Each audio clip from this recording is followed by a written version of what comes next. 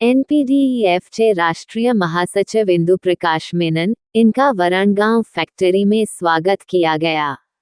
Officer में ये उन्होंने प्रेस कॉन्फ्रेंस में सरकार के नीतियों की आलोचना की है। उन्होंने कहा है कि फैक्ट्री निजीकरण करना, पुराना पेंशन लागू नहीं करना यह सरकार की कामगार विरोधी नीति है। इस कार्यक्रम में इंडिपेंडेंट यूनियन के संगठन सचिव सत्यपाल सिंह राजपूत, अध्यक्ष रमाकांत पवार, कार्याध्यक्ष पंकज हिरोले, महासचिव अजय इंगले, सहसचिव उमेश वाघ उपस्थित रहे। मनोहर लोने, दिव्य महाराष्ट्र न्यूज, वरणगांव। नाम Indu Prakash Menon, national progressive defence employees federation का जनरल सेक्रेटरी हूँ। उसके अलावा ट्रेड यूनियन कोऑर्डिनेशन सेंटर, जो सरकार का मान्यता प्राप्त संगठन है, उसका राष्ट्रीय अध्यक्ष है। कॉरपोरेट सेक्टर में कन्वर्ट करने का जो गवर्नमेंट का जो डिसीजन है, हम बोलेंगे ये बहुत बड़ा गलत डिसीजन है। पिछले अक्टूबर 1 तारीख से 2021 1 अक्टूबर से सरकार इंडियन ऑर्डिनेंस फैक्ट्री का ऑल ओवर इंडिया में 41 इंडियन ऑर्डिनेंस फैक्ट्री 7 कॉरपोरेट में कन्वर्ट करने का जो डिसीजन हुआ है, उसके बाद देखिए आज कितना 3 साल हो गए। ये 3 साल का अनुभव में ये आप सबको जानकारी है यह कि एक से टोटल फेलियर है। ये जो डिसीजन हुआ है एक फेलियर है, ये हम बोलते हैं।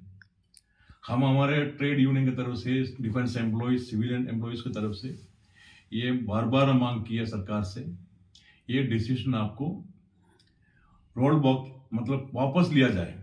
रोल बैक आने वाले समय में गवर्नमेंट का क्या उसका रवैया, क्या उनका जो स्टैंड होगा।